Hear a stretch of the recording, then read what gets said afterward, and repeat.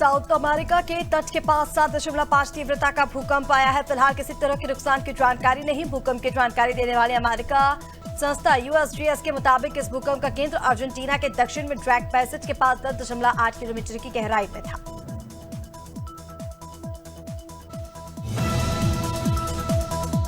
अमेरिकी राष्ट्रपति Donald Trump ने फरवरी में दावा किया था कि अमेरिकी एजेंसी USAID ने भारत में वोटिंग बढ़ाने के लिए 182 करोड़ रुपए दिए, लेकिन अब ये दावा झूठा निकला। ट्रंप के बयान के बाद भारतीय विदेश मंत्रालय ने भारत स्थित अमेरिकी दूतावास से पिछले 10 साल का ब्यौरा मांगा था। इसके जवाब में दूतावास ने 2 जुलाई को रिपोर्ट सौंप दी है, जिसमें ये साफ हुआ। चीन के राजदूत शू फीहोंग ने गुरुवार को भारत पर लगाए गए 50% अमेरिकी टैरिफ की निंदा की। उन्होंने नई दिल्ली में आयोजित एक प्रोग्राम में कहा कि चीन इसका कड़ा विरोध करता है। चुप रहते से दबंगई को बढ़ावा मिलता है। चीन भारत के साथ मजबूती से खड़ा है। फीहोंग ने भारत और चीन के बीच रणनीतिक भरोसे और सहयोग को मजबूत करने पर जोर दिया। उन्होंने कहा कि दोनों देश भारतीय विदेश मंत्री जयशंकर ने गुरुवार को मॉस्को में रूसी विदेश मंत्री सर्गेई के लावरोव से मुलाकात की। इसके बाद उन्होंने ज्वाइंट प्रेस कॉन्फ्रेंस में कहा था कि भारत रूसी तेल का सबसे बड़ा खरीदार नहीं है, बल्कि चीन है। जयशंकर ने आगे कहा कि रूस से LNG खरीदने के मामले में यूरोपीय यूनियन सबसे आगे है। संयुक्त राष्ट्र में अमेरिकी की पूर्व राजदूत निकी हैली ने भारत से संबंधों को लेकर ट्रंप प्रशासन को चेतावनी दी। न्यूज़वीक मैगजीन में लिखे अपने आर्टिकल में निकी ने कहा कि अगर भारत के साथ 25 साल बना भरोसा टूटता है तो ये एक रणनीतिक गलती होगी। निकी ने यह आर्टिकल ट्रंप के भारत पर लगाए गए 50% टैरिफ और उसके दोनों देशों के संबंध असर के बारे में लिखा है। दिल्ली की मुख्यमंत्री रेखा गुप्ता पर उनके आवास पर एक जनसभा के दौरान हमले के एक दिन बाद गुरुवार को Delhi police commissioner ACP Singh को तत्काल प्रभाव से हटाया गया। उनकी जगह 1992 बैच के IPS अफसर सतीश गोलचा को नियुक्त किया गया। गोलचा 2020 में दिल्ली दंगों के दौरान स्पेशल पुलिस कमिश्नर थे। पिछले साल अप्रैल में उन्हें डायरेक्टर जनरल नियुक्त किया गया था। हरियाणा के गुरुग्राम में YouTuber big boss OTT winner Elvish Yadav के घर पर फायरिंग करने वाले आरोपी ईशांत उर्फ ईशू गांधी को फरीदाबाद क्राइम ब्रांच ने मुठभेड़ के बाद गिरफ्तार किया। पुलिस को फरीदाबाद में ईशांत के छिपे होने की खबर मिली थी। Faridabad crime branch DCP Mukesh Malhotra की टीम ने सुबह 4 बजे पर्वतीय कॉलोनी में दबिश दी, जिसके बाद आरोपी को गिरफ्तार किया गया। सुप्रीम कोर्ट आवारा कुत्तों के मुद्दे पर शुक्रवार को फैसला सुना चुकी है। इससे पहले 14 अगस्त को जस्टिस विक्रमनाथ, जस्टिस संदीप मेहता और जस्टिस सानवी अंजारिया की स्पेशल बेंच ने सभी पक्षों की दलीलें सुनने के बाद फैसला सुरक्षित रखा था। पिछली सुनवाई में सरकार की तरफ से सॉलिसिटर जनरल तुषार मेहता ने दलील दी कि यहाँ कोई ऐसी मांसाहारी लोग हैं जो खुद को पशु प्रेमी बताते हैं, लेकिन कपिल सिब्बल ने कहा मामले का समाधान हो। गंभीर आरोपों में गिरफ्तार प्रधानमंत्री और मुख्यमंत्री और मंत्रियों को 30 दिन पद से हटाने से जुड़े 3 बिल संयुक्त संसदीय समिति के पास भेजे गए। गुरुवार को गृह मंत्री अमित शाह ने शोर शराबे के बीच इन्हें राज्यसभा में रखा। सदन ने इन्हें JPC को भेजने का प्रस्ताव मंजूर कर दिया। लोकसभा पहले ही इसकी मंजूरी दे चुकी है।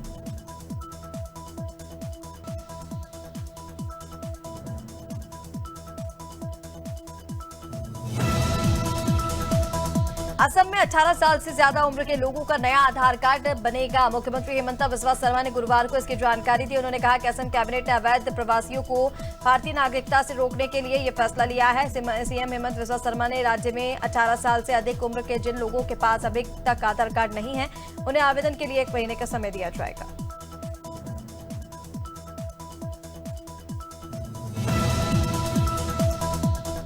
अमरोहा के हसनपुर तहसील में दबंगों ने महिला को जमीन विवाद में बेरहमी से पीटा। महिला गंभीर रूप से घायल हो गई। तहसील परिसर में लखपाल की मौजूदगी में हुआ मामला, जहां पर आरोप है कि दबंगों ने फर्जी बेनामा कर जमीन हड़पने की साजिश रची। विरोध करने पर महिला को शिकार बनाया गया। अधिकारी मूक दर्शक बने रहे। मारपीट का वीडियो भी वायरल हुआ है। वीडियो सामने आते ही पुलिस हरकत में आई और जांच शुरू कर दी है। बलिया में झोलाछाप डॉक्टरों का बोलबाला चल रहा है। एक महिला मरीज ने झोलाछाप डॉक्टरों को कंधे के पास फोड़े दिखाए। डॉक्टर ने महिला की मना करने के बावजूद जबरदस्ती ऑपरेशन कर दिया। ऑपरेशन के बाद महिला के कंधे से दूध निकलने लगा। पीड़ित महिला ने झोलाछाप डॉक्टर पर आरोप लगाए। थाने में सुनवाई नहीं हुई तो उसने जिलाधिकारी से न्याय की मांग की है। बलरामपुर में गौवंश तस्करी मामले में पुलिस को बड़ी सफलता मिली। लंबे समय से फरार 2 आरोपियों को पुलिस ने गिरफ्तार किया। आरोपी पिकअप वाहन में गौवंश भरकर झारखंड ले जा रहे थे। पहले ही 6 तस्कर गिरफ्तार हो चुके हैं। मुखबिर से सूचना मिलने पर रामानुगंज में दोनों को पकड़ा गया। पुलिस ने मौके पर पहुंचकर उन्हें दबोच लिया। दोनों को जेल भेजा गया है। फतेहपुर के सरकंडी ग्राम पंचायत में पीएम आवास योजना और मनरेगा में धांधली का मामला सामने आया। 8 साल में 1630 आवास स्वीकृत हुए, कई गरीबों को लाभ नहीं मिला। लखनऊ से आई जांच की टीम को ग्रामीणों ने बेबाकी से शिकायतें दिया। पात्रों को आवास मिले और मजदूरी का पैसा हड़पा गया। जांच में सचिवों की भूमिका भी संदेह घिरी हुई है। पूरे मामले की रिपोर्ट शासन को भेज दी गई है। गरियाबंद के गांधी मैदान स्थित धरना स्थल पर एनएचएम स्वास्थ्य कर्मचारियों की अनिश्चितकालीन हड़ताल जारी है। आज हड़ताल का चौथा दिन था। एनएचएम स्वास्थ्य कर्मियों ने न्याय यात्रा निकाली और सरकार का ध्यान आकर्षित करने का प्रयास किया। गरियाबंद के सभी एनएचएम कर्मचारी इस यात्रा में मौजूद रहे। जिला अध्यक्ष अमृत राव भोसले ने कहा कि वे अपनी मांगों के लिए लगातार डटे हुए हैं। सरकार अभी तक बात नहीं सुन रही है। गाजियाबाद लोनी पुलिस ने दुष्कर्म के 2 शातिर बदमाशों को मुठभेड़ में गिरफ्तार किया। दोनों बदमाशों के पैर में गोली लगी, उन्हें उपचार के लिए अस्पताल भेजा गया। पुलिस ने 2 अवैध तमंचे, 2 खोखा, 2 जिंदा कारतूस, चोरी की मोटरसाइकिल बरामद की। 21 अगस्त को के नेठोरा अंडरपास पर संदिग्धों की चेकिंग के दौरान रोहित और वीर सिंह और बोला को गिरफ्तार किया गया है। गोंडा जिले में यूरिया खाद की समस्याओं को लेकर सपा नेता और कार्यकर्ताओं ने मनकापुर तहसील में विरोध प्रदर्शन किया। इस दौरान सपा नेता विजय यादव अपने सिर खाद की बोरी रखकर प्रदर्शन करते हुए नजर आए। सपा ने एसडीएम को ज्ञापन सौंपा। सपा पदाधिकारी ने सरकार पर आरोप लगाया कि सरकार किसानों को खाद उपलब्ध न करवाकर उनके साथ धोखा कर रही है। कौशाम्बी पुलिस को हाईटेक फॉरेंसिक वैन मिली है। यह वैन वैज्ञानिक तरीके से घटनास्थल पर साक्ष्य संकलन और जांच करेगी। Fingerprint, DNA sampling, digital data और मोबाइल साइबर क्राइम की जांच सुविधा इस वैन में मौजूद है।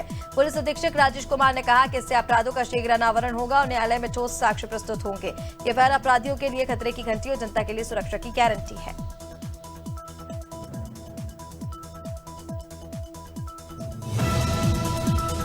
खजीबा में 1 सितंबर को शहीद दिवस मनाया जाएगा। मुख्यमंत्री पुष्कर सिंह धामी शहीद स्मारक पर कार्यक्रम में शामिल होंगे। उप जिलाधिकारी ने कहा कि सभी तैयारी पूरी कर ली गई है और राज्य आंदोलनकारियों को सम्मानित किया जाएगा। पर नगर पालिका प्रशासन शहीद स्मारक की सफाई को लेकर उदासीन है। प्रदेश अध्यक्ष शिवशंकर भाटिया ने साफ सफाई को लेकर चिंता जताई। अब देखना होगा कि प्रशासन कब तक सजग होता है।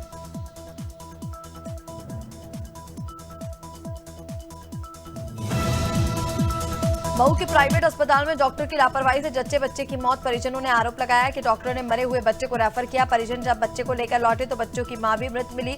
अस्पताल स्टाफ मौत की सूचना पर अस्पताल छोड़कर भाग गया। पुलिस को मौके पर कोई डॉक्टर या स्टाफ नहीं मिला। परिजन अस्पताल प्रशासन से बात करने को तरसते रहे, लेकिन पुलिस ने मामले की जांच फिलहाल शुरू कर दी है। मृतक महिला के पति ने डॉक्टर पर गंभीर आरोप लगाए हैं। सिविल लाइन थाना क्षेत्र की कचहरी में पति पत्नी के बीच फैमिली कोर्ट में जमकर मारपीट हुई। बहू ने ससुर पर छेड़छाड़ के आरोप लगाए। देखते ही देखते मामला हाथापाई तक पहुंच गया। मारपीट का वीडियो सोशल मीडिया पर वायरल हो गया। हंगामे की सूचना पर पहुंची पुलिस ने दोनों पक्षों पर कानूनी कार्रवाई की। कचहरी परिसर में हुई इस घटना से अफरा तफरी मच गई और जांच जारी है। मेरठ में पुलिस और बदमाशों के बीच हुई मुठभेड़ में जिस कुख्यात समीर के पैर में गोली लगी, उसके पास से अवैध हथियार और बिना नंबर की मोटरसाइकिल बरामद हुई है। समीर पर 4 मुकदमे दर्ज हैं। एक मकान पर फायरिंग के मामले में भी वो आरोपी है। थाना ब्रह्मपुरी पुलिस को इस कार्रवाई में सफलता मिली है।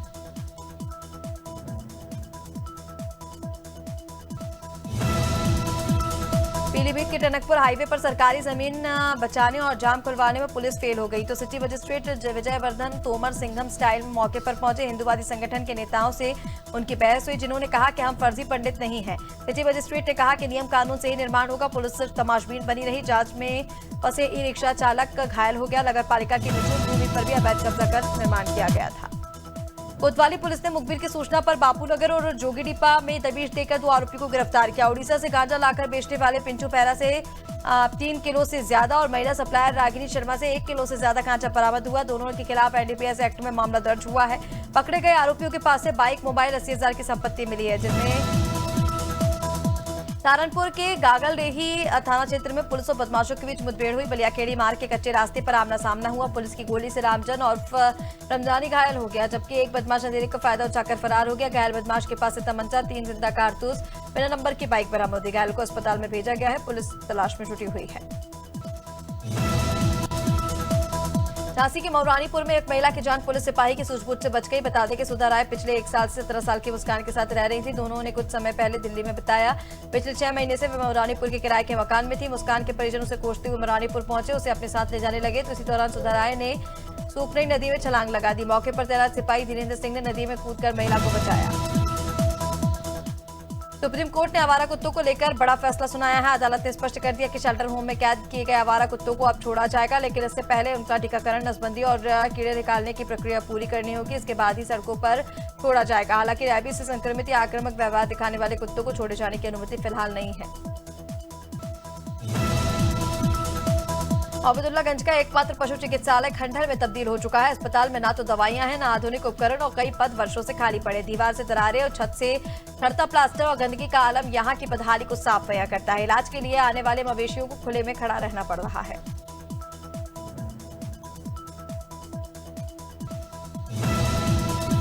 भदोही में पुलिस ने मुठभेड़ के दौरान 3 शातिर बदमाशों को गिरफ्तार किया। मुठभेड़ में 2 बदमाशों के पैर में गोली लगी है, जिन्हें अस्पताल में भर्ती कराया गया है। उनके पास से 2 अवैध हथियार बरामद हुए हैं। पुलिस ने बताया कि ये बदमाश नकली नोटों के जालसाजी गैंग से जुड़े थे, जो बुजुर्गों को धोखा देकर नकली नोट असली नोटों से बदलते थे।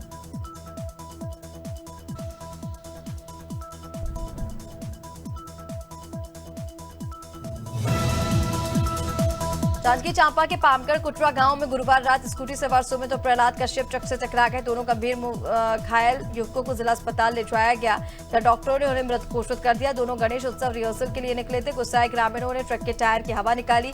पामगढ़ पुलिस ने ट्रक जब्त कर लिया है और जांच पड़ताल शुरू कर दी है।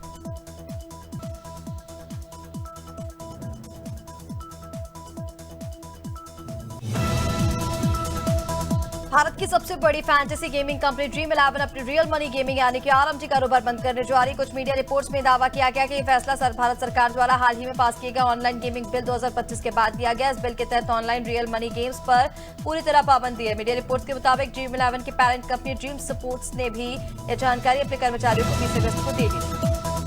हफ्ते के आखिरी कारोबारी दिन आज यानी शुक्रवार 22 अगस्त को सेंसेक्स 350 अंक से गिरकर 81,650 के स्तर पर कारोबार कर रहा है। निफ्टी में भी 110 अंक की गिरावट है। ये 24,970 के स्तर पर। सेंसेक्स के 30 में से 24 शेयरों में गिरावट 6 ऊपर है। निफ्टी के 50 शेयरों में से 32 में गिरावट, 18 में तेजी है।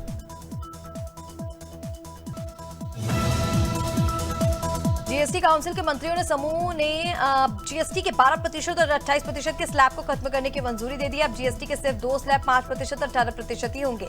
लग्जरी आइटम 40% के दायरे में आएंगे। ग्रुप ऑफ मिनिस्टर्स के संयोजक सम्राट चौधरी ने इसकी जानकारी दी। अभी जीएसटी के 4 स्लैब 5%, 12%, 18% और 28% होते हैं। माइक्रोसॉफ्ट के वॉशिंगटन हेडक्वार्टर में प्रदर्शन करने वाले 18 लोगों को पुलिस ने गिरफ्तार किया। 9 अजूर फॉर अपाथाइड ग्रुप से जुड़े ये लोग माइक्रोसॉफ्ट के इजराइल के साथ हुए क्लाउड कॉन्ट्रैक्ट के खिलाफ ऑफिस के अंदर प्रदर्शन कर रहे थे। इसी दौरान ये बड़ी कार्रवाई हुई है। टेक कंपनी एप्पल बेंगलुरु में अपना रियल एस्टेट खोलने जा रही है। इस स्टोर का नाम एप्पल हैबल है, जिसकी ओपनिंग 2 सितंबर 2025 को होने वाली। देश में एप्पल का ये तीसरा स्टोर। एप्पल हैबल स्टोर का लुक और डिजाइन भारत की संस्कृति को ध्यान में रखकर ही तैयार किया गया। स्टोर के अंदर ग्राहकों को एप्पल के सभी प्रोडक्ट्स जैसे कि iPhone, iPad, MacBook, Apple watch और देखने को मिलेगी। भारतीय क्रिकेटर रिंकू साहू ने गुरुवार को यूपीटी 20 लीग में मेरठ मैवरिक्स की ओर से खेलते हुए गोरखपुर लायंस के खिलाफ मैच में 48 गेंदों में नाबाद 108 रन बनाए। उन्होंने पारी में 7 चौके और 8 छक्के जोड़ते हुए अपनी टीम को जीत दिला दी। गौरतलब है कि रिंकू को एशिया कप के लिए भारतीय टीम में चुना गया है। भारतीय टीम के खिलाड़ियों के लिए बीसीसीआई नया बाउंड्रो टेस्ट लेकर आई है। इसमें खिलाड़ी 20 मीटर, 40 मीटर, 60 मीटर की शटल दौड़ लगाकर एक सर्कल पूरा कर सकेंगे। एक सेट 240 का होगा। खिलाड़ियों के कुल 5 सेट पूरे करने होंगे। इन खिलाड़ियों को 6 मिनट में 1200 मीटर की दौड़ पूरी करनी होगी।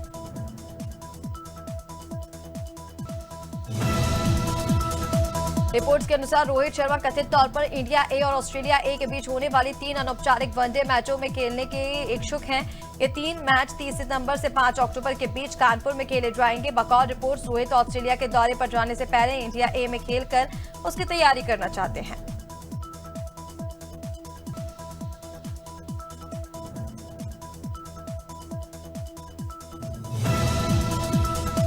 खेल मंत्रालय ने पाकिस्तान के खिलाफ खेलने को लेकर भारत का रुख स्पष्ट किया। अंतर्राष्ट्रीय बहुपक्षीय आयोजनों पर हम वैश्विक खेल संस्थाओं के तहत चलते हैं। पाकिस्तानी भागीदारी वाले अंतर्राष्ट्रीय आयोजनों में भारत खेल सकता है। हालांकि सरकार ने कहा कि पाकिस्तान के खिलाफ सभी खेलों में भारत द्विपक्षीय इवेंट नहीं खेलेगा।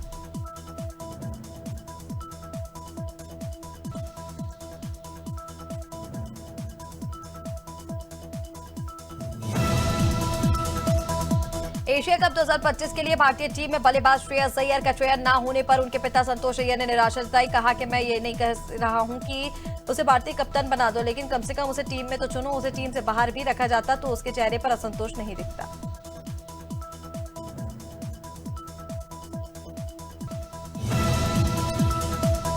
Controversial reality show big boss 19 को लेकर काउंटडाउन शुरू हो चुका है। सभी के मन में ये सवाल है कि इस बार कौन कौन कंटेस्टेंट घर में एंट्री लेंगे। बता दें कि इस बार मेकर्स ने शो खास बनाने के लिए कंटेस्टेंट सिलेक्शन में काफी ध्यान दिया है। सोर्स की माने तो इस बार बड़े नाम को देखकर नहीं, बल्कि कैरेक्टर और पर्सनालिटी ट्रैक देखकर सिलेक्ट किया गया। इस बार शो के होस्ट सलमान खान भी बड़े अलग अंदाज में नजर आएंगे। पंजाब के मशहूर कॉमेडियन डॉक्टर जसविंदर भल्ला का देहांत हो चुका है। परसों रात डॉक्टर जसविंदर भल्ला को ब्रेन स्ट्रोक आया था, जिसके बाद उन्हें मोहाली में प्राइवेट अस्पताल में भर्ती कराया गया। कल रात से उनकी तबीयत ज्यादा खराब थी। आज सुबह करीब 4 बजे उनकी अंतिम सांस उन्होंने ली है। परिवार के अनुसार उनका अंतिम संस्कार मोहाली में कल यानी कि 23 अगस्त दोपहर 1 बजे किया जाएगा। बॉलीवुड एक्टर अक्षय कुमार ने अपने लंबे करियर में एक से एक बढ़कर एक फिल्में की। उन्होंने एक्शन, कॉमेडी, ड्रामा जैसी कई जोनर की फिल्में दी हैं। तो वे हाई स्टंट्स करने में जितने माहिर हैं, उतने ही शानदार कॉमेडी पंचलाइन देने में भी हैं। हाल ही में फिल्म मेकर विपुल शाह ने कहा, अक्षय को उनकी एक्टिंग के लिए उतना क्रेडिट नहीं मिला आज तक जितना मिलना चाहिए था। तो बंगाल फाइल्स को लेकर पश्चिम बंगाल में काफी विरोध हो रहा है। फिल्म की एक्ट्रेस और प्रोड्यूसर पल्लवी जोशी ने बताया कि उन्होंने पहले से ही ये पता था कि समस्याएं आएंगी, इसलिए उनकी तरफ से लीगल एक्शन लिया जा रहा है। एक्ट्रेस ने यह भी बताया कि द बंगाल फाइल्स की तैयारी द कश्मीर फाइल्स से पहले शुरू हो गई थी।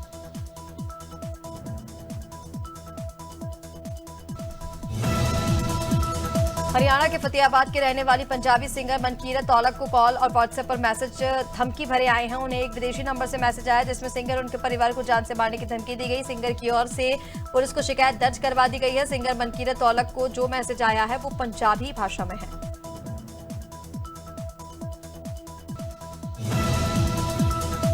मध्य प्रदेश में इन दिनों एक मानसून टर्फ उत्तरी और पश्चिमी हिस्से में गुजर रही है। एक अन्य टर्फ बीचों बीच में है। एक साइक्लोनिक सर्कुलेशन भी एक्टिव है। इस वजह से तेज बारिश का दौर जारी है। भोपाल, इंदौर, उज्जैन समेत 26 जिलों में बारिश हुई। शुक्रवार सुबह से भोपाल में रिमझिम बारिश हो सकती है। मौसम विभाग के अनुसार आज श्योपुर, नीमच और मंदसौर में अति भारी बारिश का ऑरेंज अलर्ट है। छत्तीसगढ़ में अगले 3 दिनों तक सरगुजा और बिलासपुर संभाग में 1-2 जगहों पर मध्यम से भारी बारिश हो सकती है। बिजली गिर सकती है। मौसम विभाग ने आज कोरबा, जांजगीर चांपा, रायगढ़, जशपुर, बलरामपुर, सरगुजा और इन 6 जिलों में भारी बारिश, बिजली गिरने, बादल गरजने और आंधी चलने का येलो अलर्ट जारी किया है।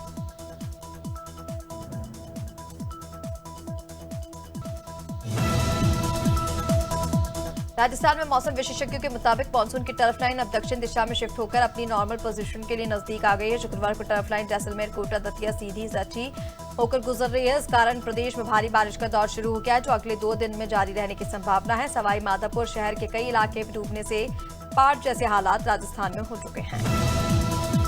ओखला और हथनीकुंड बैराज से पानी छोड़े जाने की वजह से यमुना नदी उफान पर। इसका असर यूपी के 3 शहरों में नजर आया। पहला मथुरा, नदी की धारा से सटे 5 गांव में पानी पहुंचा। दूसरा नोएडा के सेक्टर 148 में करीब 100 से ज्यादा झुग्गियां डूब गई। तीसरा आगरा में ताजमहल के करीब पानी पहुंच गया। यहां घाट डूबे हुए हैं।